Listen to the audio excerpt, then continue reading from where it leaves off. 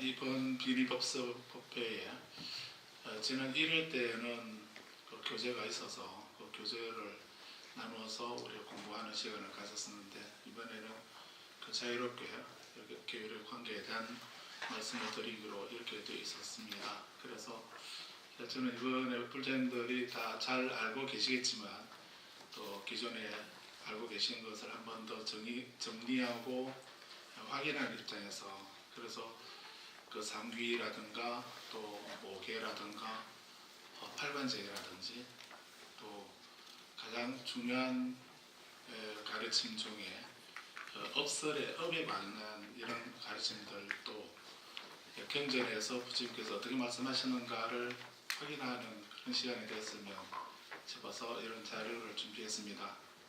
우선 우리 교재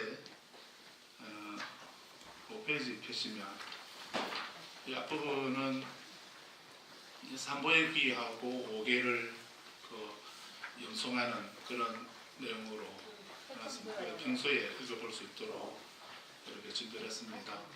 그래서 같이 한번 소리내서 읽어보도록 하겠습니다. 5페이지 펴서 같이 읽겠습니다. 우리말로 번역해 둔 게 있습니다. 그래서 읽으시면 되겠는데요. 14페이지까지 읽어보겠습니다. 그분 세상에 존귀하신 님, 거룩하신 님, 올바로 원만히 깨달으신 님, 부처님께 하나이다. 삼귀를 송출하오니 고귀한 부처님께 위하나이다. 고귀한 가르침에 위하나이다. 참모임 성가에 위하나이다. 원만한 부처님께 위하나이다. 원만한 가르침에 위하나이다. 원만한 참모임 성가에 위하나이다. 거룩한 부처님께 위하나이다. 거룩한 가르침에 위하나이다. 거룩한 참모인 성가에 위하나이다. 부처님의 찬탄을 이처럼 세종께서는 거룩한 님, 올바로 원만히 깨달은 님, 명지와 득행을 갖춘 님, 올바른 길로 잘 가신 님, 세상을 사람을 길들이는 하늘, 사람과 인간의 소송 깨달은 님, 세상에 존귀한 님이시옵니다. 가르침의 찬탄을 세존의 가르침은 훌륭하게 소래진 가르침이고 현세에 유익한 가르침이고 시간을 뛰어넘는 가르침이고 와스보라는 가르침이고 궁극으로 이끄는 가르침이며 슬기로운 님이라면 알 수 있는 가르침이옵니다. 참모임 성가의 찬탄을 송출하오니 님의 가르침을 참사람의 모임인 성가는 훌륭하게 실천 수행합니다. 님의 가르침을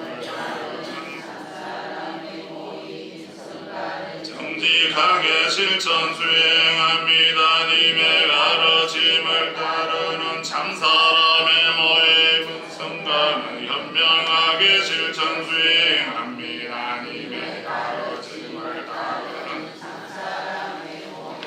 성가는 조화롭게 실천 수행합니다. 님의 가르침을 따르는 참사람의 모임인 성가는 몇 쌍으로 여덟비 되는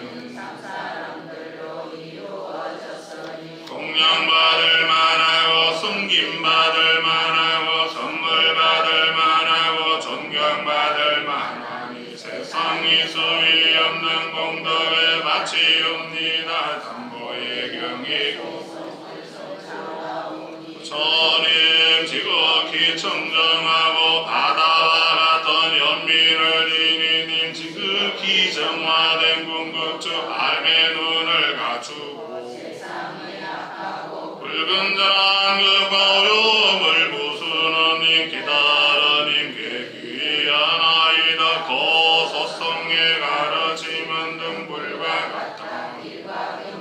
그리고 불사로 이끌고 세상을 뛰어넘어 궁극을 밝히는 고바라짐의 위에나이다. 참모인 세상에 위에 없는 밭으로 불리니 증거를 보고 올바른 길을 가신 님을 따라 깨우치고 동료를 끄는 참모의 민성가에 위하나이다. 이처럼 최상의 공경을 바쳐서 산부의 칠성으로 귀하오니 거성취의 힘으로 일체의 채널이 참으로 사라지길 바라옵니다. 오계를 성출하오니 살아있는 생명을 지키겠습니다. 주지하는 것을 변하는 것을 삼가는 계행을 지키겠습니다. 사랑을 나누며 잘못을 범하는 것을 어리석은 굳이 말을 하는 것을 삼가는 계행을 지키겠습니다. 복주나가 일주등이 취하는 것을 삼가는 계행을 지키겠습니다.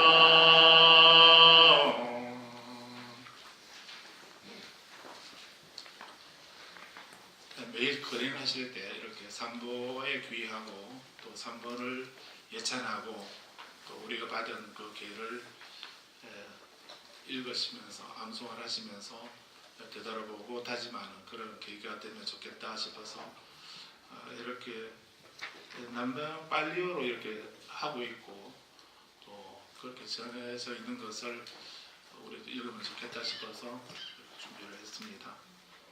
평소에 매일 한 번씩 여기 14페이지까지는 읽으시면 좋겠습니다. 오늘은 저는 이제 옆에 15페이지에 있는 가나까무 깔라하나의 경이라고 하는 이 경을 보겠습니다. 그래서 글씨가 너무 커서 잘 보시기가 힘드시겠죠. 그래서 집에서 가져가셔서 이제 천천히 읽어보시면, 그래서 우리가 이제 선생님께서 많은 이제 계율에 관계된 이런 말씀을 해주셨는데 그런 것이 경전에서 부처님께서 어떻게 말씀하셨는가 하는 것을 보고 알게 되면 더 확신이 들고 또 믿음이 가지 않겠나 싶어서 그 초기 경전 가운데 계율에 관계된 말씀들을 뽑아봤습니다. 가나까무 깔라하나의 경이라고 하는 것은 이제 초기 경전은 두 가지 버전이 있습니다. 한문으로 되어 있는 그 초기 경전을 아함경이라고 부릅니다. 이 아함경이라고 하는 네 가지 아함경이 있는데 이 아함경은 그 원어가 인도 산스크리트라고 하는 그 산스크리트로 되어 있는 그것을 번역한 것이 아함경입니다. 그래서 이 아함경은 하나의 경 이름이 아니고 부처님의 말씀을 다 모아둔 것입니다. 그래서 임의로 우리가 아함경이라고 붙였지만 아함이라는 말은 아가마라고 하는 말을 한문으로 아함 이렇게 소리 나름대로 적은 것이거든요. 그래서 이 아함이라는 이 말은 전승되었다 이런 말입니다. 그래서 부처님께서 하신 말씀이 대대로 암기에 이어서 이렇게 전승되어 내려온 가르침이다 하는 이런 말이고, 그리고 이것은 우리가 임의로 하는 말이 아니고 부처님께서 이렇게 설하신 것을 우리가 외워서 이렇게 전하고 있다라고 하는 이런 의미입니다. 그래서 아함에는 장아함, 중아함, 잡아함, 정일아함 이렇게 네 가지 아함이 있습니다. 그래서 그것은 이제 한문으로 번역되어 있기도 한데, 근데 한 가지 아쉬운 것은 이 아함경은 부처님의 가르침을 근본 가르침을 전하고 있는 이런 내용인데 중국에서는 이 아함경은 소승불교 가르칩니다. 이렇게 이해를 했습니다.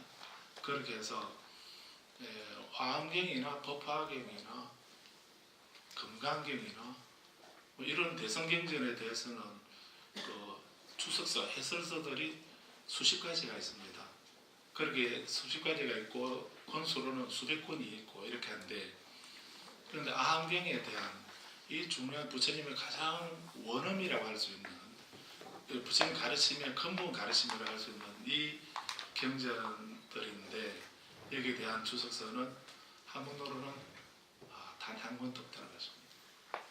그래서 이 아함경의 가치를 중국에서는 지금까지 소승불교 가르침이다 하는 이런 그런 잘못된 이해를 했기 때문에 여기에 대한 주석을 그래도 고맙게도 번역이라도 해두었으니까 우리가 지금 볼 수 있는 것인데, 그런데 거기에 대해서 개인적으로 보기는 해도 그에 대한 주석서는 안 남겼다, 그런 게 있습니다.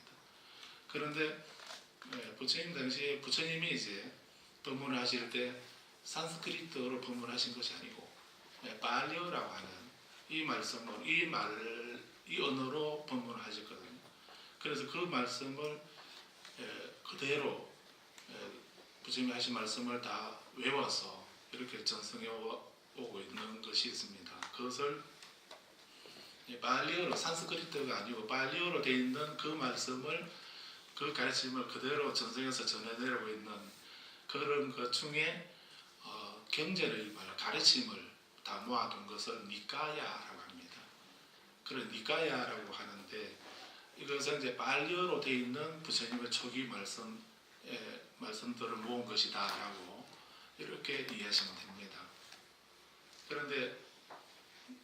그래서 발리어로 전해진 초기 경전 가르침은 니까야로 되어 있고, 산스크리트어로 전해지고 있는 그 말씀은 아함경이라고 하는 걸로 지금 남아있다라고 이렇게 이해하시면 되겠습니다. 그런데 니까야는 이제 이 발리어로 된 니까야의 이 초기 경전은 스리랑카나 미얀마나 태국이나 남방불교에서는 이제 이쪽을 계속 지금까지 전승해 오고 있습니다. 그리고 또 여기에 대한 주석서도 많이 남아있고 그렇습니다. 그런데 어쨌든 이 가나카모칼라나 경이라고 하는 이 경은 잘 안 보이시겠지만 그 줄을 보면 맨 아래 부분에 그 주가 있거든요. 그래서 이것은 니까야 전서가 있습니다. 거기서 그냥 그대로 발췌해가지고 이 경을 조금 크게, 그나마도 크게 확대해서 만든 것입니다. 그래서 거기 줄을 보게 되면 MN이라고 되어 있죠. 그래서 이 MN이라는 말은 이 약자인데, 이것은 마찌마 니까야, 마찌마에서 M을 따고 니까에서 N을 따서 MN 이렇게 되면은 마찌마 니까야고, 이것은 한문 아함경에는 중아함경이라고 하는 거기에 해당되는 경입니다. 그래서 한문으로는 산수목걸련이라고 이렇게 하고 있는데 중아함경에서, 그런데 발리어로는 이제 가나카모칼라나의 경 이렇게 전해지고 있습니다. 자, 그래서 이거를 한번 보도록 하겠는데요. 그래서 가나카모칼라, 한문으로 가나카라는 말을 이제 산수라고 이렇게 번역을 했습니다. 우리 그 계산하는 다오 빼고 계산하는 그 산수, 머리 아픈 그 산수를 가나카로 이렇게 말하는 겁니다. 그래서 이 바라문의 이름이 가나카모칼라나라고 하는 분이었는데, 그래서 이분이 이름에 가나카라는 말이 들어간 걸 보면 아마 이분은 수학자였던 것 같습니다. 수학에 밝은, 산수 계산을 잘하는 그런 분이었던 것 같습니다. 그래서 이름에 가나카모칼라나 산수목걸련 이렇게 했던 것 같습니다. 그런데 이분이 이제 질문을 하기를 거기 3번에 보시게 되면, 3번에 그 번호 3번 보입니까? 거기 보시게 되면 이제 가나카모칼라나 이렇게 누가 질문하고 누가 대답하는 거다 하는 걸 알기 쉽게 이렇게 관로에 해놨죠. 그래서 이 부분은 이제 가나카모칼라나가 부처님께 질문하는 부분입니다.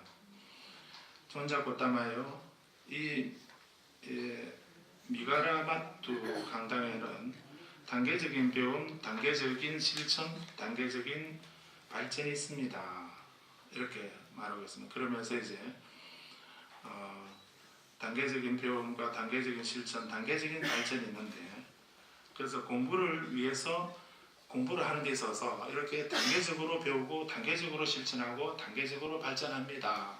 이렇게 먼저 얘기를 합니다. 그래서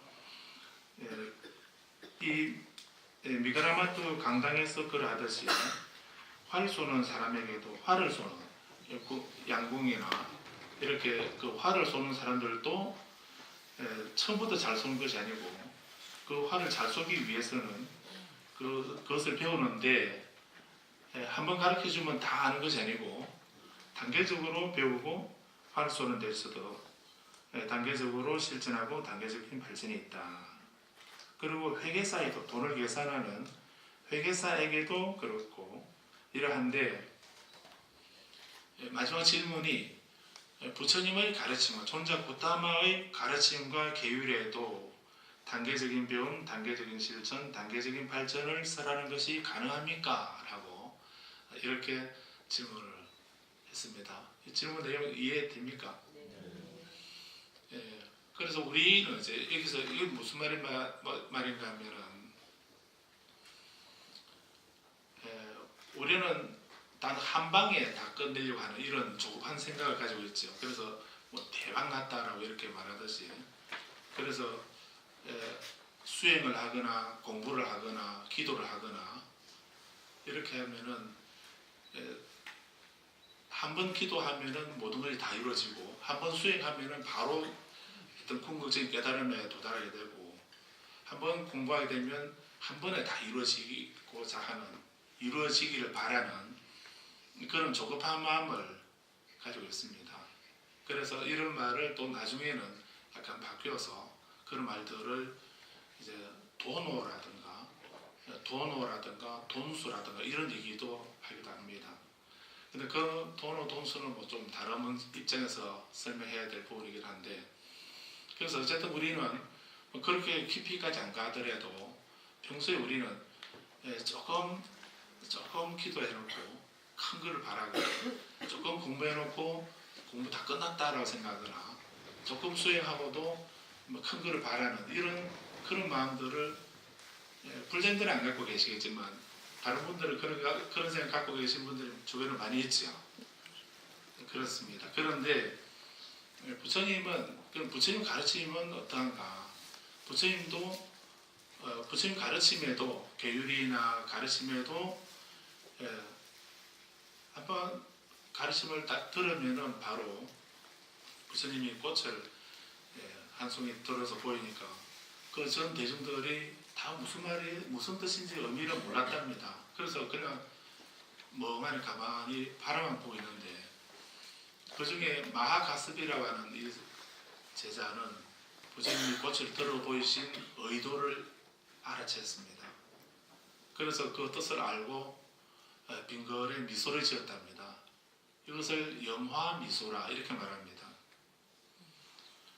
그래서 부처님이 어떤 가르침을 설하시거나 또 어떤 의도하시는 것이 있으시거나 이렇게 하게 되면 그것을 많은 사람들이 부처님이 애달프게 길게 설명하고 이렇게 안 하셔도 그냥 아 하면 옴 하면 벌써 다 알아차리고 사바하 하게 되면 다 이루어지고 뭐 이렇게 되면 참 좋겠는데, 근데 그렇게 될 수 있는 근기는 드물지요. 우리는 그런 근기하고는 아주 거리가 멉니다.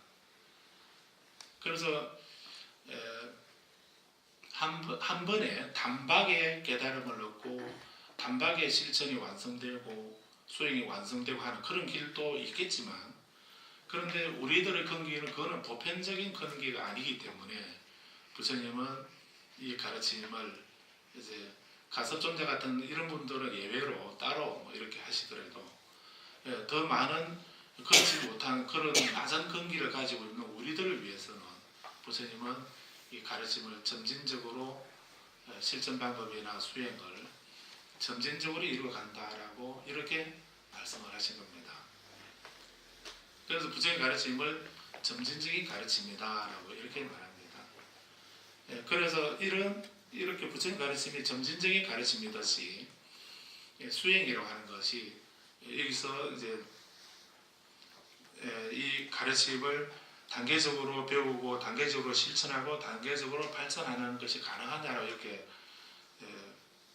질문하니까 부처님은 바라머니여 가르침과 계율에도 단계적인 배움, 단계적인 실천, 단계적인 발전을 설하는 것이 가능합니다 라고 이렇게 말씀을 하시면서 설명을 해나가고 있는데, 그래서 이 단계적인 이런 가르침, 이런 과정 말고 초월적으로 한 번에 단박에 바로 배우고 실천하고 발전하는 이런 길이 없는 건 아닙니다. 그런 건 없는 건 아니지만 그런 것은 우리 모든 절대 다수의 사람들에게는 해당되지 않는 부분이기 때문에, 그래서 그러지 못한, 그럴 준비가 안 되어 있는, 근기가 안 되는 사람들에게는 단계적으로 점진적으로 발전시켜 나가는 이런 것이 필요하다, 그런 것이 가능하다라고 하는 이것을 말씀하신 것입니다. 그래서 부처님의 가르침과 계율에도 그런 단계적인 실천이나 발전이나 이런 것이 배움이나 실천, 발전이 가능하다고 이를 말씀하신 것은 단정적으로 이것만이 있고 다른 건 없다는 이런 말은 아니죠. 그래서 근기에 따라서 빨리 할 수 있는, 건너뛰거나 빨리 할 수 있는 이런 길도 있겠지만, 근데 화를 쏘는 거나 회개를 하거나 일반적인 공부를 하는 데서 단계적으로 배우고 실천하고 발전하는 것처럼 부처님 법 속에서도 또 계율 속에서도 이것이 가능하다라고 하는 이 말씀을 이 바람문에게 말씀해 주는 경이 바로 이 가나까무깔라나의 경입니다. 자, 그래서 수행이라고 하는 말을, 수행이라는 말은 원어로 바바나라고 합니다. 한번 따라해 보십시오. 바바나. 바바나. 우리가 수행한다, 수도한다 이렇게 말할 때 그 수행한다는 말은 원어는 닦고 행한다 또는 도를 닦는다 뭐 이런 의미인데, 근데 원어는 바바나라고 하는 겁니다. 근데 그 바바나라고 하는 이 말은, 수행이라는 말이 무슨 말인가? 바바나라는 그 원어는 변화시키는 것입니다. 바꾸는 것입니다. 우리들의 업을, 우리들의 어두운 생각을 밝게 바꾸고 우리 거칠고 산만한 내 마음을 섬세하고 고요하게 변화시키고 바꿔가는 작업, 그런 것을 수행이라고, 바바나라고 하는 겁니다. 그래서 우리가 수행은 여러 가지 방편을 하고 있습니다. 연보를 한다든가 주력을 한다든가 독경을 한다든가 참선을 한다든가 이런 수행하는 방편은 여러 가지가 있지요. 그런 수행을 왜 그렇게 다양하게 하는가? 또 그런 짤막한 부처님 명호나 다란히 진언을 계속 반복해서 외우는 이유가 뭔가? 그렇게 그걸 외우면서 읽고 외우고 하면서 그것으로, 그 힘으로 내 자신의 어두운 마음을 밝게, 산만한 마음을 고요하게 그렇게 변화시키고 바꾸기 위해서 그런 수행을 하는 것입니다.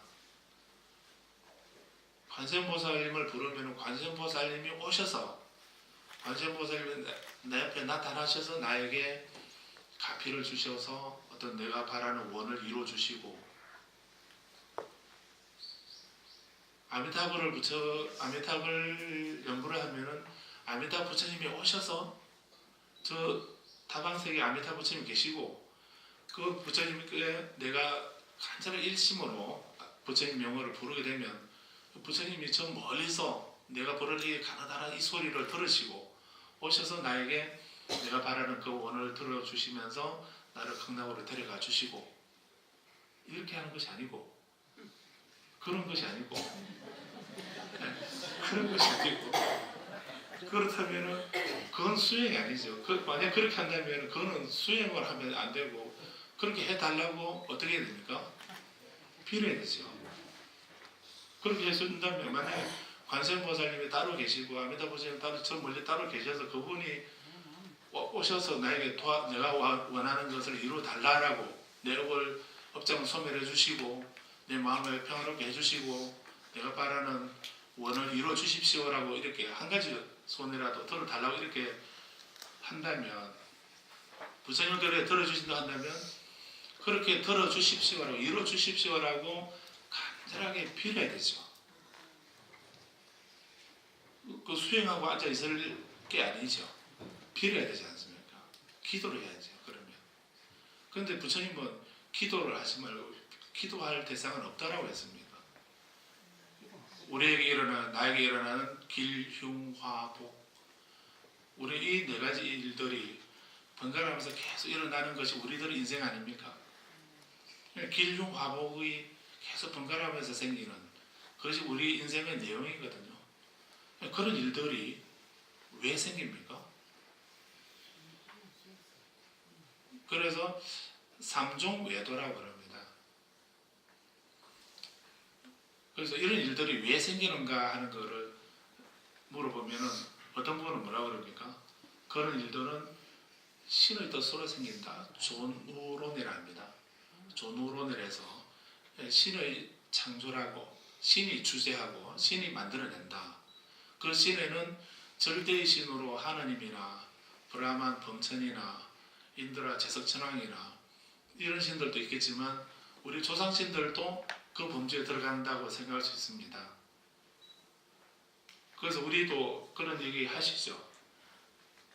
내가 하는 일이 잘 되면 그건 누구 탓입니까? 내 탓이죠. 잘 되면 내 탓이고 내가 하는 일이 잘 안 되면 꼬이게 되면 그 누구 탓입니까? 조상 탓이라고. 그래서 그렇게 말하는 그 사람들은 그 조상도 신의 범주에 들어가는 거예요. 그럼 내가 아니고 조상이라고 하는 조상신 또는 하나님이라고 하는 신, 브라만, 범천이라고 하는 신 이런 신들이 계셔서 그분들이 아니면 칠성님이라고 하는 신, 삼신할머니라고 하는 신 이런 신들이 있어서 그분들이 우리 아이를 점지해 주시기도 하고 내가 바라는 어떤 원을 이루어 주시기도 하고 그분이 돌아앉으면은 아이도 자식이 없기도 하고 삼신할머니가 돌아앉으면은 아들 자식을 못 낳는다면서요. 네. 그래서 우리가 귀한 자식이 태어나는 것도 삼신할머니나 칠성님에게 달려있다든지 우리나라 조상님들은 그렇게 생각을 하던 거고요. 그리고 또 다른 종교에서는 하나님이 그렇게 한다라고 생각하고 또 인도의 바라몬교에서는 브라만이라는 신이 그렇게 창조한다라고 이렇게 생각하는 거거든요. 불제도 그렇게 생각하고 계시죠? 예, 안 좋은 일은 조상 탓이라 했으니까 불제도 1번에 포함되는 것입니다. 그런데 어떤 사람은 또 그게 아니다. 우리가 모든 일들, 내게 일어나는 좋은 일, 나쁜 일, 기쁜 일, 슬픈 일 이런 모든 일들은 왜 생겨나는가? 그것은 사주에 그렇게 되도록 정해졌다라고 믿습니다. 사주가 뭡니까? 생년, 월, 일, 시를 말하지요. 그래 그 생년 그 사람의 태어난 해, 달, 날, 시 그게 사주인데 거기에 그 사람이 어떻게 살 거다라고 하는 것이 그게 딱 프로그램이 정해져 있는 거예요.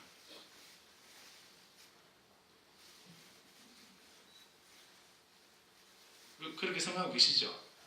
그렇게 생각하시게 되면 불자님들 손자, 손녀 볼 때 어떻게 하십니까?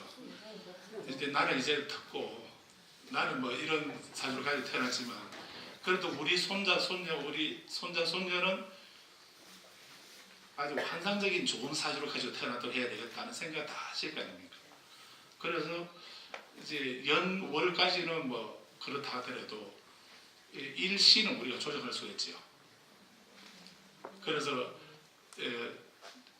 날 잘 잡아주는 사람 찾아가지고 어떤 살도 끼지 않고 천복이 들고 하는 그런 아주 좋은 사주가 된 그런 날짜하고 시간을 딱 정해달라고. 그래서 가르쳐 주면은 그거 들고 병원에 가가지고 이 시간에 태어나도록 해달라고 이렇게 하면 요즘 의술이 좋아서 또 그렇게 해주시죠. 그러면 그 아이는 아주 환상적인 사주를 가지고 태어나는 것입니다. 그 나쁜 살도 안 끼일 거고 좋은 사주를 가지고 태어난 거 아닙니까? 그러면 그 아이는 어떻게 살아가야 됩니까? 그 부모가 그렇게 보았던 대로 아주 일생 살아가면서 어떤 장애도 없고 행복하게 잘 하는 일마다 잘 되고 행복하고 어떤 장애도 없고 고난도 없이 이렇게 살아가야 될 거 아닙니까? 그런데 그렇게 했는데도 그 사람이 봐주는 사람이 잘못 봤는지 어쨌든 그대로 안 사는 분들이 더 많지요.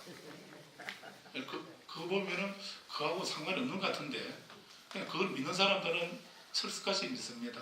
그래서 모든 것은 이렇게 운명으로 정해져 있다. 숙명이고 운명으로 결정되어 있다라고 하는 이 결정론자가 있습니다. 부처님은 어느 쪽입니까?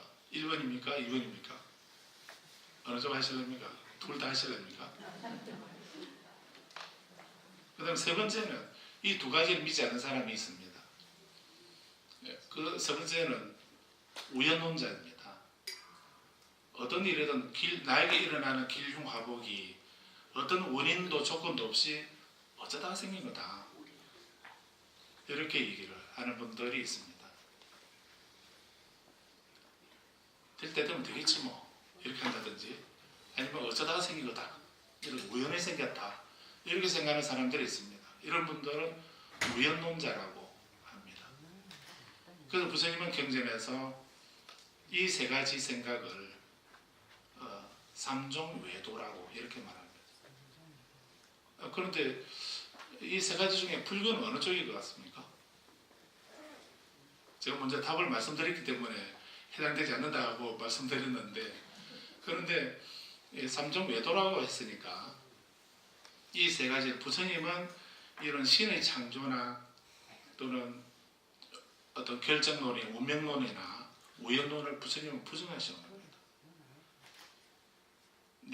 내게 일어나는 좋은 일이 어떤 조상님이나 어떤 신의 뜻으로 이루어진 것이 아니고 내게 오늘 일어난 이 좋은 일이 오늘 그렇게 좋은 일이 생겨나도록 이렇게 정해져 있는 것도 아니고 우연히 생긴 것도 아니라는 것입니다. 그럼 어떻게 생겼습니까? 그래서 들은 풍월이 있어서 자업자득이라고 이렇게 얘기하는데 어렵게 말하면 자업자득인데요. 쉽게 말하면 부처님은 그거는 조건에 의해서 발생했다. 다른 말로 연기한 것이다 라고 이렇게 말하는데 그 말은 그 일이 일어날 만한 원인이 있어서 그 일이 생겨났다. 이렇게 말하는 것입니다. 그래서 이렇게 우리에게 일어나는 모든 일들이 우리는 그렇게 좋은 일이나 나쁜 일이나 되도록 정해져 있다는 생각이나 누가 주재하거나 만들거나 주재한다고 생각하거나 우연히 생겨난다고 이런 생각을 하게 되면 그렇게 하게 되면 우리가 왜 이 세 가지를 외도라고 이 사견이라고 잘못된 생각이라고 부처님 부정하신 이유는 뭐냐면 그렇게 모든 일을 신이 주재하고 운명적으로 결정되어 있고 우연히 생긴다고 한다면 그럼 지금 내가 할 일이 뭐가 있습니까? 지금 현재 내가 어떤 의지를 가지고 할 수 있는 일이 없지요. 내 생각이나 내 의지와는 아무 상관없이 신의 뜻으로 신이 그렇게 되도록 만들거나 또는 운명으로 그렇게 되도록 정해져 있다고 한다면 이미 정해져 있는 것을 우리가 바꿀 수가 없는 거죠. 내가 바꿀 수 있는 부분은 없는 겁니다. 이미 그렇게 정해져 있다고 한다면 또 우연히 생긴다고 한다면 내 의지하고는 아무 상관없이 우연히 생긴다고 한다면 내가 할 수 있는 일은 없어지는 것입니다. 그런데 부처님은 그런 일은 없고 내 의지로 이루어지는 것이기 때문에 좋은 일도 그 좋은 일이 생길 수 있는 그런 어떤 원인을 업을 인과를 원인을 내가 지었기 때문에 그 좋은 일이 생겨났다는 것입니다. 안 좋은 일이 일어난 것은 좀 우리 그런 생각이 좀 힘들겠지만 근데 다른 사람이 아니고 내가 그 안 좋은 일이 일어날 원인을 내가 지어놨기 때문에 그 안 좋은 일이 생겼다는 것입니다. 이제 그 부분 이해가 되십니까? 네. 그러면은 우리에게 좋은 일이나 나쁜 일이나 이런 것이 내 의지로 내가 선업을 지으면 행복해지고 내가 악업을 지으면 내가 불행해진다는 이걸 알게 되면 이제 우리는 뭘 해야 되겠습니까? 빌어야 되겠습니까? 아니면 수행을 해야 되겠습니까? 그 수행이 왜 중요한지 이제 아시겠습니까? 그래서 다른 분이 근데 놀랍게도 부처님은 부처님을 신으로 생각했다는 게 이게 문제입니다. 부처님을 신으로 이름만 가시라든가 신이라 이 말을 안 쓸 뿐이지 부처님은 다 부처님을 신으로 생각합니다. 그래서 우리 부처님은 한 가지 소원은 들어주신다고 그렇게 믿고 계시죠. 그래서 난 부처님 소원이 한 가지 뿐입니까? 여러 가지 있는데 또 여러 가지 다 말하면은 말씀드려 부처님 욕심 많다고 하실까봐 싶어서 그래서 이제 한 가지 그 중에 한 가지만 좀 뼈가 아프지만 한 가지만 골라가지고 그래서 그거를 간절히 빌면은 부처님은 한 가지 소원은 체면상 들어주신다고 이렇게 생각하고 계시지 않습니까? 그러니까 어떤 데서는 우리 전에는 100가지 소원을 들어주시는 부처님이 계신다고 또 이렇게 말하는 분들도 있습니다. 뭐 한 가지든 100가지든 그건 문제가 없습니다. 똑같이 한 가지든 100가지든 부처님을 신으로 생각하는 분들이 그런 소리 하는 것입니다. 그런데 경전 어디에도 부처님은 나에게 빌어라. 그러면 내가 눈치 봐가면서 한 가지 정도는 내가 들어주겠다. 이렇게 말씀하는 경전은 사실 어디에도 없습니다. 우리가 그렇게 생각할 뿐이지. 부처님은 경전에서 분명히 나는 인도자다. 나는 안내사다. 그래서 우리가 예불할 때 뭐라 그럽니까? 지신기명내 삼계 도사 사생자부 이렇게 하죠. 삼계 도사라 하잖아요. 그 도사가 무슨 말입니까? 그 도자가 안 보셨겠지만 좀 자세히 한번 보십시오. 그 한자를 보면은 길도자가 아니고 길도자 밑에 마디촌자가 있는 인도할 도자입니다. 그래서 도사라는 말은 부처님은 인도자이시다 그런 뜻입니다. 그런데 우리는 말은 인도 3계 온 세상의 그 위대한 거룩한 인도자이시여 이렇게 말하면서 말은 그렇게 하면서 생각은 부처님을 전지하고 전능하시는 전지전능한 신으로 생각하고 그래서 아시죠? 한 가지는 꼭 들어주셔야 됩니다. 이렇게 우리 그렇게 기도하고 그래서 이 생각을 안 바꾸게 되면 우리가 수행한다고 하면서 말은 수행한다고 앉았는데 실제 내용은 기도하고 있는 그런 예도 있을 수 있습니다. 그래서 만약에 우리가 빌어서 이루어지는 일 같으면 부처님에게든 누구에게든 빌면 되겠는데 부처님은 빌어서 이루어지는 일이 없다라고 했습니다. 그렇게 되도록 결정되어 있는 것도 없고 우연히 생기는 것도 아니고 내가 그럴 만한 원인을 지으면 그 원인에 따라서 행복해지기도 하고 불행해지기도 하는 거다라고 이렇게 그걸 깨달으셨다는 거죠. 그래서 깨달으신 분이다 하는 말이 뭘 깨달았는가? 우리가 알지 못하는 알 수 없는 심오한 진리 그걸 깨달으셨겠다. 그래서 부처님 깨달음을 우리는 더 높여서 안욕따라 삼여삼보리 이런 소리도 하지요.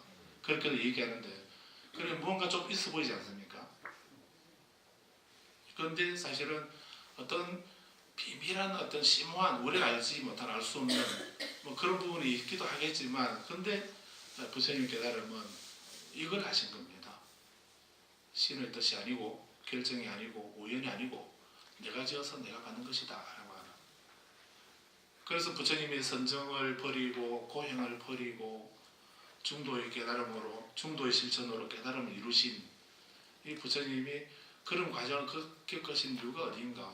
지금 나는 무엇인가? 지금 내 마음, 내 의지는 어떻게 되는가 하는 여기에서 그런 깨달음을 이루시게 된 것입니다. 자, 그래서 수행이라고 하는 것은 우리가 도를 닦는다, 수행한다 이렇게 하게 되면 좀 어려워지겠지만 그런데 의미가 변화시키고 바꾼다. 우리가 빌어서 되는 것이 아니고 수행해서 이루어지는 거라면은, 그리고 이 수행이라는 거는 이제 지금은 내가 몰라서 어두운 업을 지었지만 이제 그 도리를 알았다고 한다면, 그 원인이 내게 있다라고 하는 것, 내 업에 있다고 하는 것을 알았다고 한다면, 우리가 지금 해야 할 일은 이제 내 업을 어떻게 변화시키고 바꿀 건가 하는 이 작업만이 필요한 거지요. 그래서 계를 지켜라고 하는 것도 그 때문에 말씀하는 거고, 그래서 부처님은 우리는 이런 입장에서 세 가지를 배워야 된다라고 이렇게 말씀하셨습니다. 세 가지 배움이라 해서 그것을 사막이라 이렇게 말하지요. 사막은 다 아시죠? 사막산가요? 송악산가요? 송악산인가요? 성악산인가요? 네, 성악. 사막산을 바꾸면 어떨까요? 네, 그런데 사막이라는 말이, 사막이라는 말은 계정의 사막이라는 말이죠. 그래서 계정의 사막이라고, 우리 사막하면 계정의 사막 우리는 다 알고 계시는데, 그런데 부처님은 이 우리가 배워야 할 것을, 그러면 우리가 모든 행위의 책임이 나에게 있다고 한다면 우리가 배워야 할 것은 세 가지를 배워야 된다라고 이렇게 요약해 주신 거거든요. 그 첫 번째가 계율을 배워라라고 이렇게 말씀한 겁니다. 그래서 그래서 지금 우리는 비니법석이라, 비니평등법회 이렇게 비니라는 말이 계율이라는 말이거든요. 계율이라는 말인데, 그래서 비니평등법회라고 이렇게 하니까 계율에 대해서 얘기한다니까, 계율이라는 말은 불자님이 듣기만 해도 머리가 쥐가 나기 시작하죠. 그래서 뭐 다른 거 하면은 한 가지 소원은 들어주는 법회다 이렇게 하게 되면 그래도 다 기쁜 마음으로 갈 수 있는데, 뭐 계율을 살생도 하지 말고 거짓말도 하지 말고 술도 마시지 말고 뭐 이렇게 뭐 하지 말라는 계율에 대해서 가르친단다 이렇게 하면 그거 하지 말지, 우리 딴 데 가자 이렇게 다 그렇게. 그래도 불자님은 용감하게 생각하셔서 그렇게 오셨는데, 아니 오신 분들은 그래서 우리가 계율이라 하게 되면 그렇게 먼저 부담을 갖습니다. 그런데 계율은 이렇게 계속 말씀을 드려도, 여러 선생님들이 많은 말씀을 해주셔도 우리는 이 계율을 무엇을 하지 말라는 이 생각만 먼저 그런 부정적인 그 생각만 먼저 하니까 나는 안 할 생각은 아예 준비도 안 돼 있는데, 전혀 그런 생각 안 하고 있는 나보고 살생하지 마라 하고, 나는 거짓말 안 할 준비가 안 돼 있는데, 근데 또 필요에 따라서는 거짓말도 해야 될 그런 상황에 내가 놓여 있는데, 그럼 저리 가니까 거짓말 하지 마라고 이렇게 하니까 그게 잘 안 듣고 말지, 듣고 나면 괜히 부담스럽고 지키기도 그렇고 안 지키기도 그렇고, 그런 생각을 해서 계율에 대해서는 그렇게 부정적으로 생각하고 계시는 거죠. 그래도 모임에 가게 되면 다른 술이라도 한잔 하고 이렇게 해야 되는데, 그래서 그런 술을 마시지 말라니까, 그러니까 와인이라면 와인이라 하든지 아니면 곡차라고 하든지, 또 일본에서처럼 바냐탕이라고 하든지 뭐 이렇게 하게 되면 일단 술주자가 들어갔으니까 그건 마셔도 안 되겠나 이런 생각.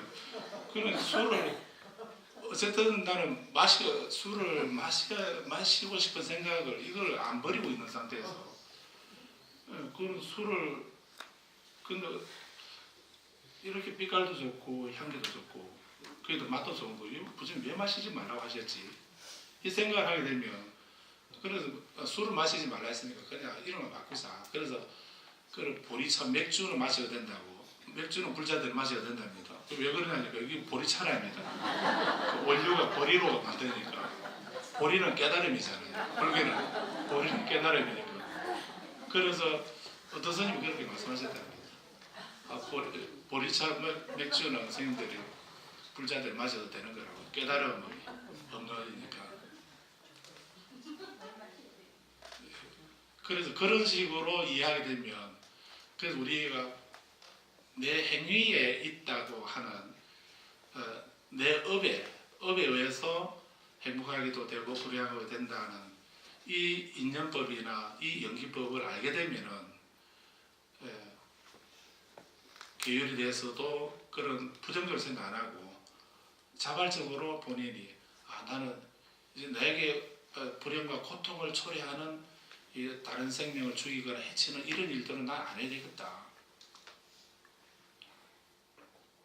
그래서 이 페이지 15페이지 제일 밑에 줄을 보시면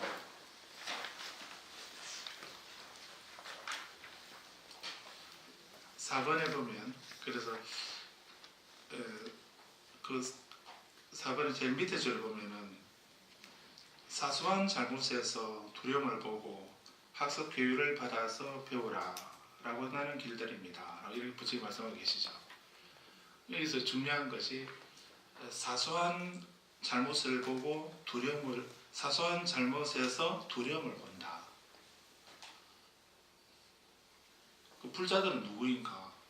불자들은 사소한 잘못을 보고도 두려움을 느끼는 사람이 불자입니다. 안불자들은 사소한 잘못 봐도 그거는 두려움을 느끼지 않을 뿐만 아니라 큰 잘못을 봐도 두려움을 안 느끼죠. 그건 나하고 상관이 없으니까. 왜냐하면 내게 좋은 일이나 나쁜 일이나 이런 거는 그거는 그 신이 알아서 해주실 거니까 내가 뭐 사소한 잘못을 하거나 말거나 큰 잘못을 저지르거나 말거나 이건 상관이 없습니다.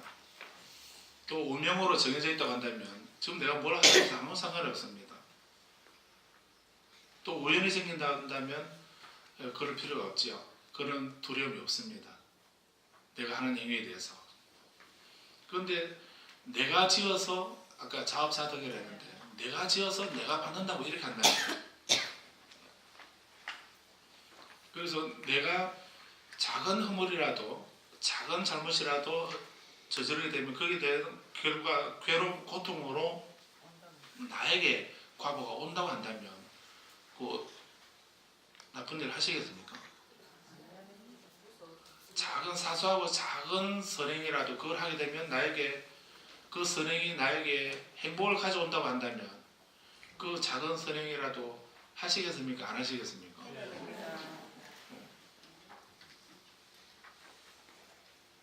그래서 청정도론이라고 하는 그런 논수가 있습니다.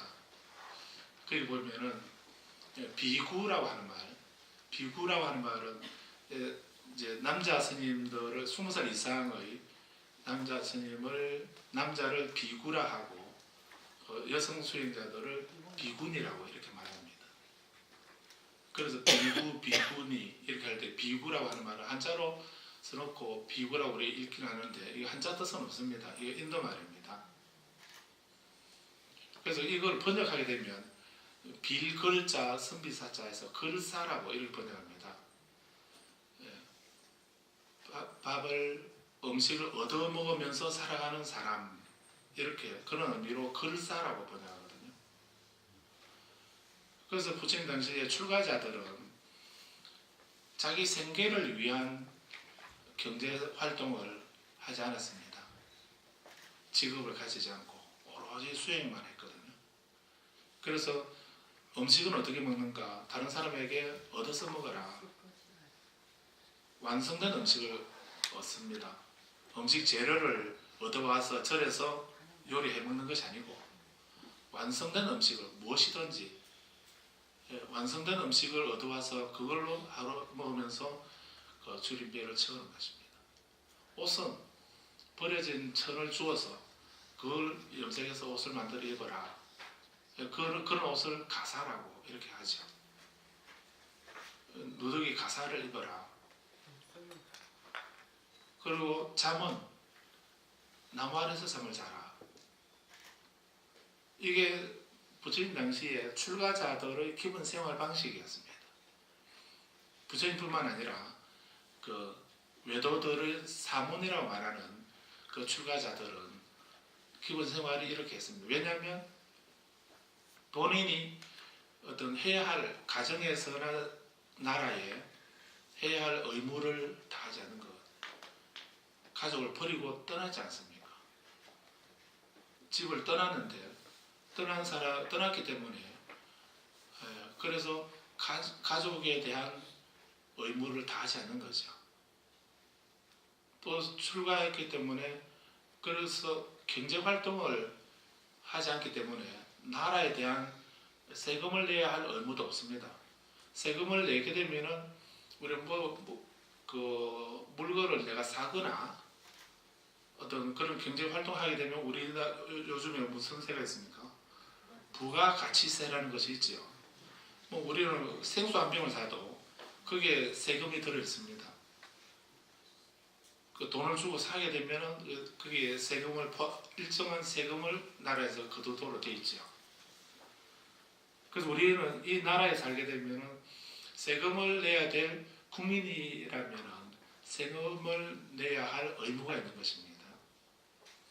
그런데 선생님들은 그런 경제 활동을 안 하기 때문에 그래서 세금을 내려고 하니 세금 낼 게 없습니다.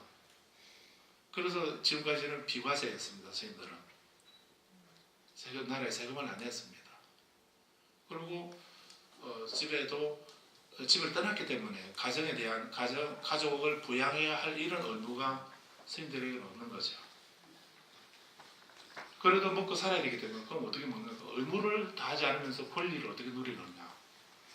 그래서 우리는 그런 우리가 기본적으로 해야 할 의무를 하지 않기 때문에 음식은 다른 사람이 먹다 남은 것을 주는 것을 얻어서 먹도록 이렇게 하고 옷은 버려진 천을 주어서 그걸로서 옷을 만들어 입는, 잠은 나무 아래나 동굴에서 잠을 자는 이런 생활을 했던 것입니다. 그래서 이분들은 그렇게 자기 생계를 다른 사람에게 음식을 얻어서 먹으면서 살아가는 사람들이다라고 해서 인도에서는 그런 사람들을 비구 이렇게 불렀던 것입니다. 그래서 사실은 비구 이렇게 하게 되면 되게 고상해 보이는데, 그렇게 부르면 고상해 보이는데 의미를 알고 보니까 얻어먹는 사람이라며 이렇게 하면 좀 그렇죠. 그런데 우리는 이제 음식을 얻어서 먹으면서 제가자는, 그래서 부처님은 제가자들은 수행자들에게, 스님들에게 음식을 공양을 해라. 그렇게 하게 되면功德을 짓는다라고 이렇게 말씀하신 겁니다. 그래서 음식을 공양을 드리게 되면 스님들은 이제 음식을 얻어먹는 대신 그 제가자에게 법을 가르쳐주는, 법으로서 공양을 하는 이런 관계로 하라고 말씀하신 거죠. 그래서 이렇게 비구를 일반적으로 글사라는 이런 말로 번역을 하는데, 또 다른 말로는 비구라는 말을 포마라고 이렇게 번역합니다. 포마, 두려워할 포자에다가 악마 맞자, 포마라고 번역하는데, 그래서 청정도론이라는 그 논서에 보면 뭐라고 하고 있냐면, 스님들은, 비구들은 윤회에서 두려움을 본다. 생사 윤회하는 이 생활에서 두려움을 본다. 그리고 이 작은 사소하고 작은 잘못에서 두려움을 느낀다.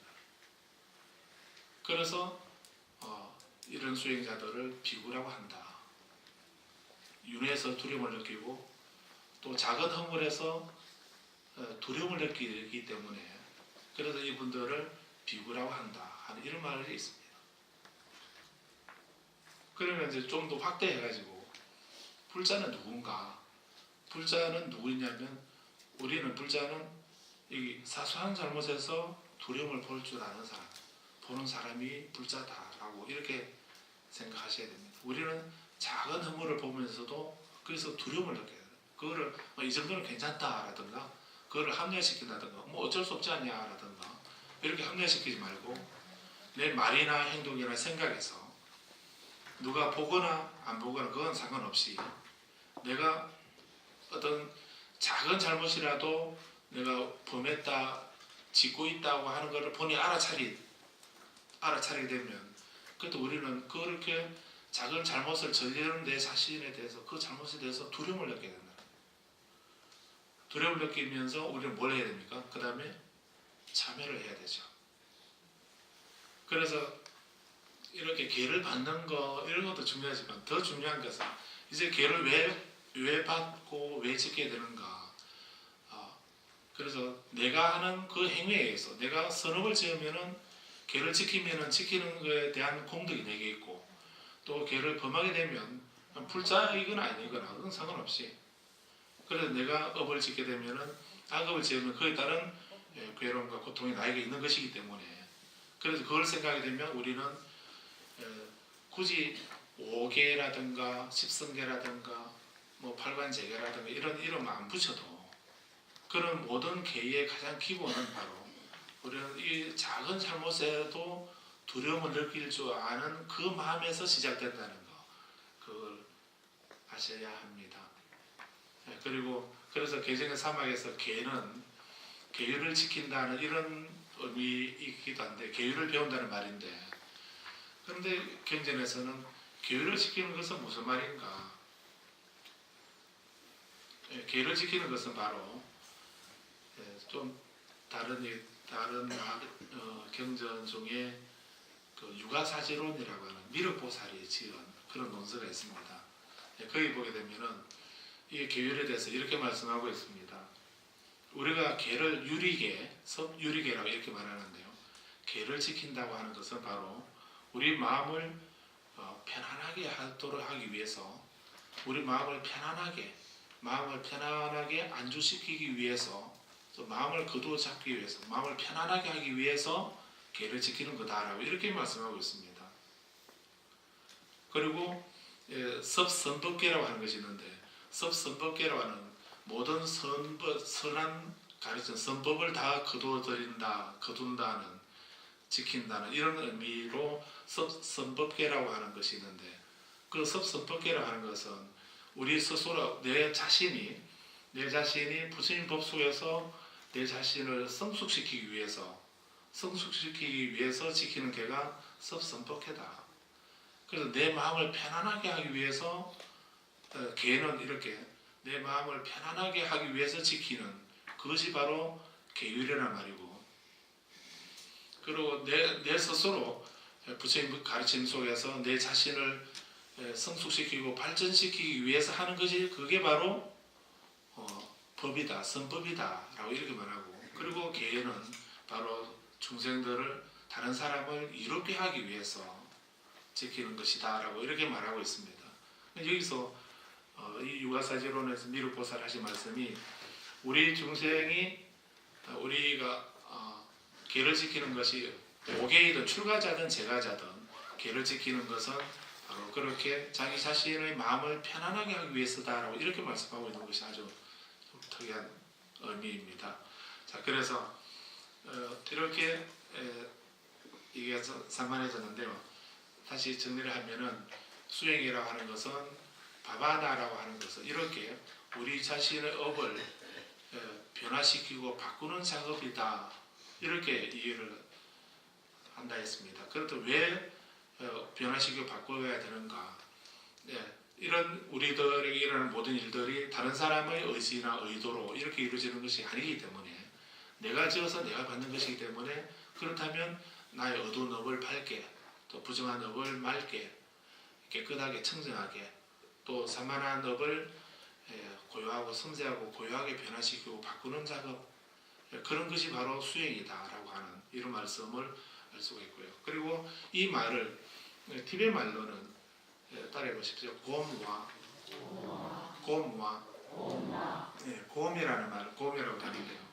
이 곰이라고 하는 이 말은 익숙해진다는 말입니다. 또 가까워진다는 뜻입니다.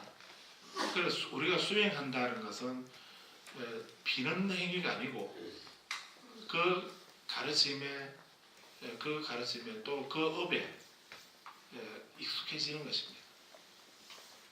얼굴에 미소를 짓도록 하는 것을 미소 짓는 수행을 한다고 한다면 한 번만 아침에 일어나서 한 번 미소 지으면 하루 내내 미소 지어집니까? 한 번 버리심 되게 되면 그게 하루 내내 버리심으로 가득 차 있을 수도 있겠지만 그래 하기는 힘들지 않습니까?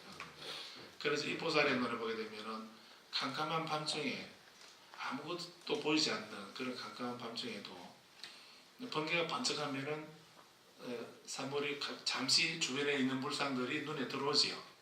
그런 것처럼 우리들의 악업으로 가득 차는 우리들 마음속에 보리심이 생기게 되면 그때 그 잠시 부처님의 가피로 우리 마음속에 보리심이 생길 수 있다.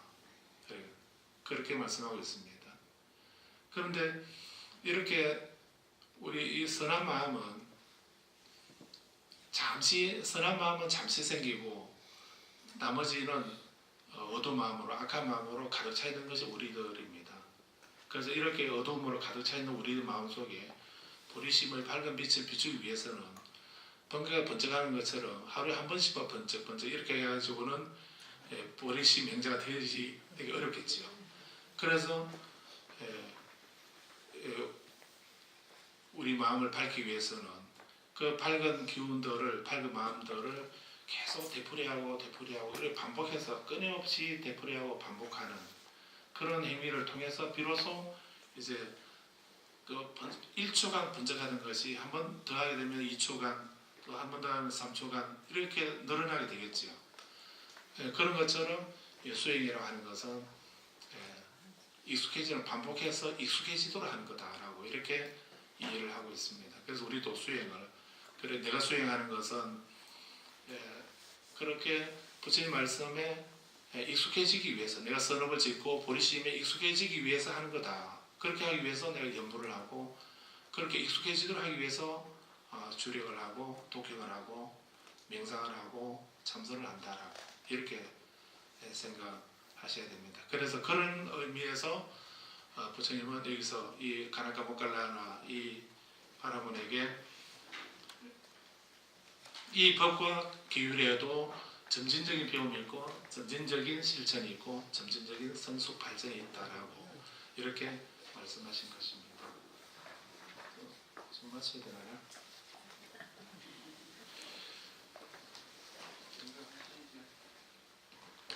나중에 편집하실 거죠? 그러면 제가 요 경은 좀 마저 읽고 마치도록 하겠습니다. 자, 그렇게 하시면서 이렇게 점진적으로 이제 배울 수 있다고 하는 거를, 그럼 점진적으로 어떻게 배우는가 하는 거를 이제 바라본에게 지금 일러주시는데, 그 4번 밑에서 세 번째 줄을 보시면은 모름지기 계행을 닦고 계율을 갖추어라. 계율의 항목을 수호하고 지켜서 행동 규범을 완성하라. 이렇게 말씀하셨죠. 이것이 이제 그 불자라면 이제 법을 안다면, 우리가 수행을 한다든지 또 불자로 한다면 제일 먼저 뭘 해야 되는가? 부처님의 첫 번째 배움을 여기 계행을 말씀한 겁니다. 그러니까 계행을 닦고 계행을 갖추어라. 또 계율의 항목을 수호하고 지켜서 행동 규범을 완성하라. 그러면서 계를 지키면서 우리는 사소한 잘못을 해도 두려움을 느껴야 된다. 두려움을, 그거를 내 업이 그러니까 덮어두자라든지 함자시켰다든지, 상황이 그러니까 뭐 어쩔 수 없지 않냐라든지 이렇게 하면 계를 온전히 지킬 수 없게 되는 것입니다. 한 부처님의 제자들이 두 비구가 안거를 하고 이제 안거 끝나고 난 뒤에 부처님께 안거를 잘 마쳤습니다라고 이제 인사를 하려고 부처님께로 가는 길을 가고 있었습니다. 근데 가는데 어떤 사막 같은 데 이런 데를 지나게 되어가지고 그래서 그 길을, 먼 길을 가는데 중간에 물을 마실 수 없었습니다. 그 갈증이 아주 심하게 나는데 한 모금 물을 마실 수 없는 그렇게 힘든 길을 걸어가고 있었습니다. 그러다가 가다가 이제 거기서 보니까 웅덩이가 있어서 거기에 물이 고여 있었습니다. 물이 있어가지고 이제 살았다 하고서 얼른 달려가서 물을 마시려고 보니까 그 물 속에 벌레가 있는 것입니다. 그래서 두 비구가 이제 그 물을, 똑같이 목이 엄청 말랐는데 그 물을 보고 이제 마시려고 그러니까 한 비구가 이 벌레가 있다. 벌레가 있으니까 마시면 안 되겠다라고 마시지 말자. 이렇게 부처님께서 벌레가 있는 물을 마시지 말라고 하셨으니까 우리 마시지 말자. 이렇게 얘기를 했습니다. 그러니까 한 비구가 그래도 본래 근데 우리가 목이 너무 마른데 지금 이 물을 안 마시면 우리가 죽을지도 모르는데 근데 그냥 뭐 내가 죽어버리면은 무슨 의미가 있겠냐. 그래도 펄레에 있는 물을 마시고 그게 뭐 보약은 아니겠지만 그래도 그걸 마시고 살아서 부처님께 가서 우리가 이렇게 수행했습니다라고 이렇게 말씀드려야 되지 않겠나. 이렇게 한 비구는 그렇게 말하고 한 비구는 그래도 부처님 마시지 말라 했으니 마시지 말자 이렇게 했습니다. 그런데 이제 한 비구는 그래서 안 마시고 한 비구는 그 물을 마셨습니다. 그래서 안 마신 비구는 그냥 목이 말라서 죽었고 마신 비구는 살아가지고 이제 부처님에게로 갔습니다. 가가지고 안 그리 잘 지냈냐라고 이렇게 하니까 저희들은 둘이 도반하고 같이 안 그리 지내는데 오다 너무 목이 말라가지고 그래서 그 한 비구는 그 목이 말라서 죽었습니다. 너는 어떻게 살아왔냐라고. 그런데 저는 그래도 부처님께 이 물을 마시고 내가 살아서 부처님에게로 가야 되겠다 싶어서 그래서 그 물을 마시고 와서 이렇게 인사드립니다라고 이렇게 말씀을 드리죠. 이건 어쩔 수 없는 상황이겠죠. 그래서 안 마시고 죽는 것보다는 마시고 살아서 또 수행도 하고 공덕도 짓고 이렇게 하면 더 낫지 않겠나 하는 생각도 들지요. 그런데 부처님은 그 살아온 비구를 나무라십니다. 어리석은 비구야. 그 비구는 비록 내 가르침에 계율을 지키는 사람은 천리 먼 길에 있어도 늘 나랑 함께 같이 있는 것이다. 그 바로 내 옆에 앉아있다 하더라도 계율을 지키지 않는 사람은 가르침을 지키지 않는 사람은 나랑 천리나 멀리 떨어져 있는 것 같다라고 이렇게 말씀하셨습니다. 그러니까 우리가 상황에 따라서 이 정도는 괜찮다, 어쩔 수 없지 않냐 이렇게 우리는 합리화시킬 수 있겠지만 근데 그렇게 하게 되면 수행이 안 되고 지게 행위가 안 된다는 것입니다. 그래서 이렇게 사소한 잘못에서도 두려움을 보고 그리고 또 잘못은 참여를 하고 또 선을 지도록 다짐도 하고 발언도 하고 이렇게 해야만 성숙된다는 것이죠. 그 다음에 다음 페이지 배워서 5번을 보게 되면 그래서 점진적인 배움이라고 했으니까 이제 부처님은 점진적인 배움의 단계를 말씀하고 있는 것입니다. 그래서 5번에 보면 오라 수행성이여 그대는 감각 능력의 활동을 수호하라. 자, 계를 지키면 이것이 수행의 전부가 아니고 그거는 이제 첫 걸음입니다. 두 번째 계를 지키면서 두 번째 우리가 수행해야 할 내용이 뭔가 감각 능력의 문을 수호해라. 눈을 단속하고 귀를 단속하고 입을 단속하고 몸을 단속하고 그래서 우리 아니비설신이라고 하는 이 6가지 감각 기관 능력을 단속하고 제어하라는 것입니다. 그 계를 지킨다고 하면서 눈은 보는 대로 끌려가고 귀는 소리 들리는 대로 끌려가게 되면 이 온전한 계를 지키지 못하게 되죠. 그 계를 지키면서 먼저 우리가 수행한다면 두 번째 내 6 감각 기관을 제어하고 단속하는 이 공부를 그걸 배워야 됩니다. 그 방법을 배워야 된다는 것입니다.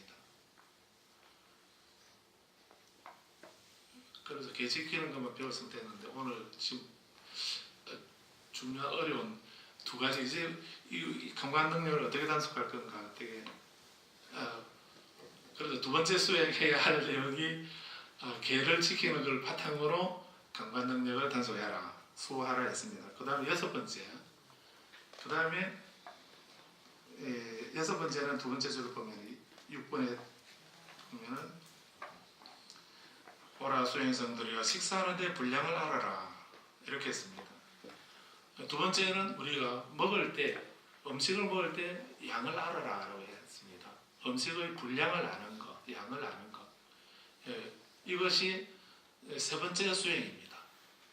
첫 번째는 계를 지키는 것, 두 번째는 감각 능력을 감각을 수호하는 것, 세 번째는 평소에 본이 음식의 양을 아는 것입니다. 그래서 폭음을 하거나 폭식을 하거나 이렇게 해서도 안 되죠.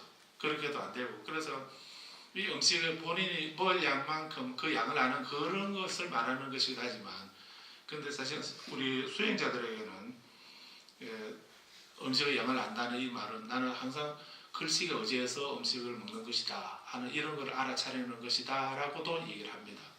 어쨌든 우리 수행의 세 번째 수행은 부처님은 우리 음식의 양을 아는 것이다 라고 이렇게 말씀했습니다. 그 다음 7번에 보면 네 번째 수행을 말씀합니다. 우리 수행성이요, 깨어있음에 전념하라. 낮에는 경영의 좌선으로 모든 장에서 마음을 청정히 하라. 이렇게 깨어있음에 전념하라 했습니다. 그래서 네 번째는 항상 깨어있어야 된다는, 깨어있음에 전념하는 수행을 하라라고 했습니다. 그래서 완전한 깨달음은 어떻게 이루어지는가? 이런 단계를 거쳐서 수행을 할 때 비로소 완전한 깨달음을 얻게 된다는 이런 의미에서 말씀하시는 것이거든요.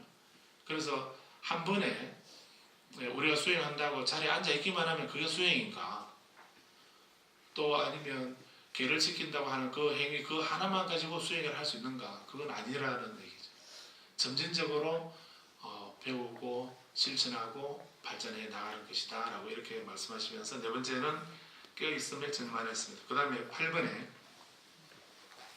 새김을 확립하고 올바로 알아차려라 이렇게 했습니다.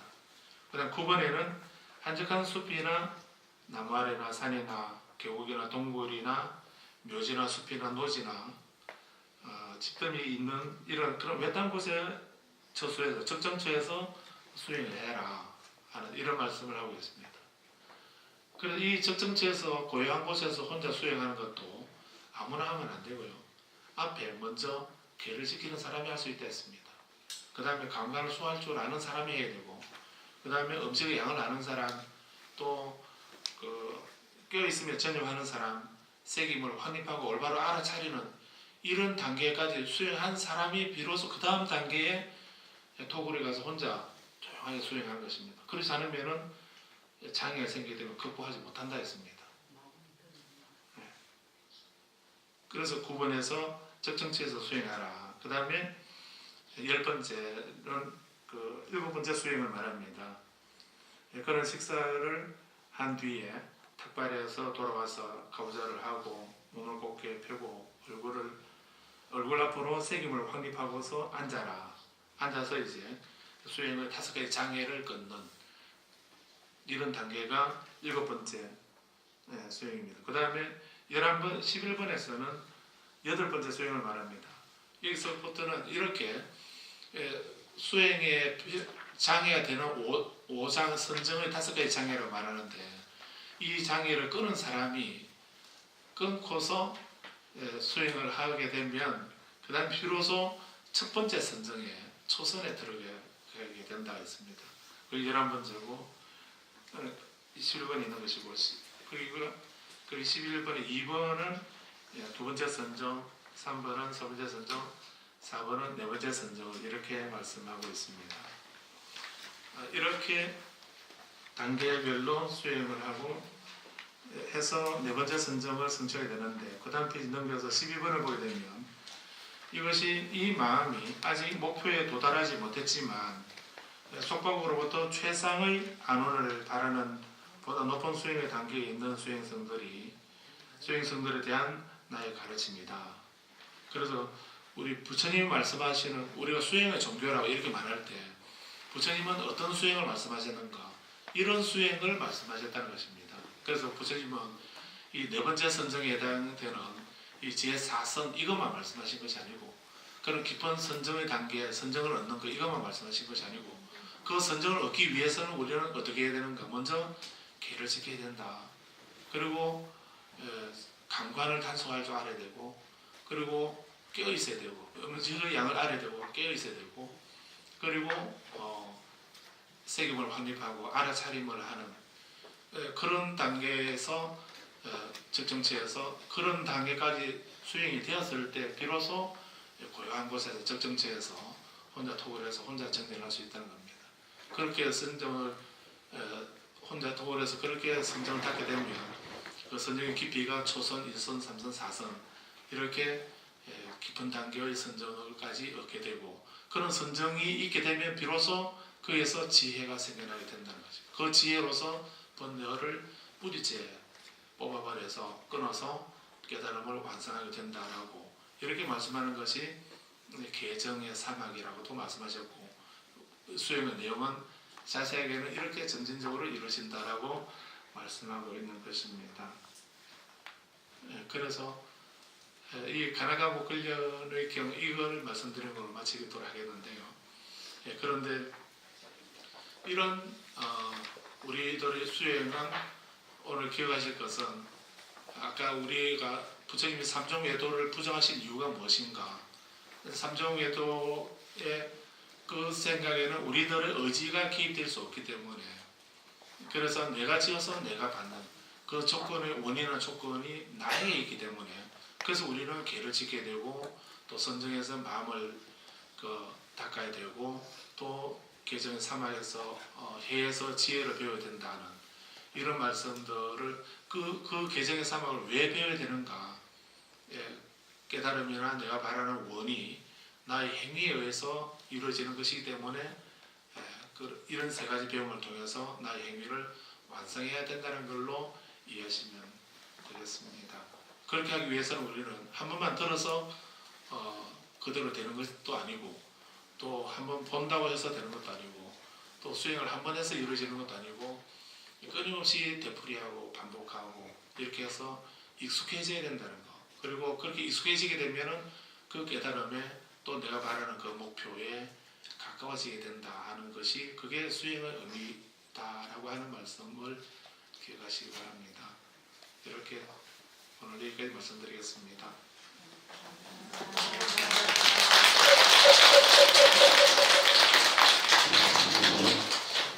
요령이 없어서 제가 첫 번째 경만 담아서 여기만 좀 짚고 말하는데요. 나머지는 이제 편하게 집에 돌아가셔서 또 보기를 가지고 그 주까지 하나하나 읽어보시고 이해가 안 되시면 또 한 번 더 읽어보고, 그래도 이해가 안 되시면 선생님께 질문해서 배워서 온전하게 이해할 수 있도록 이렇게 하시기 바랍니다.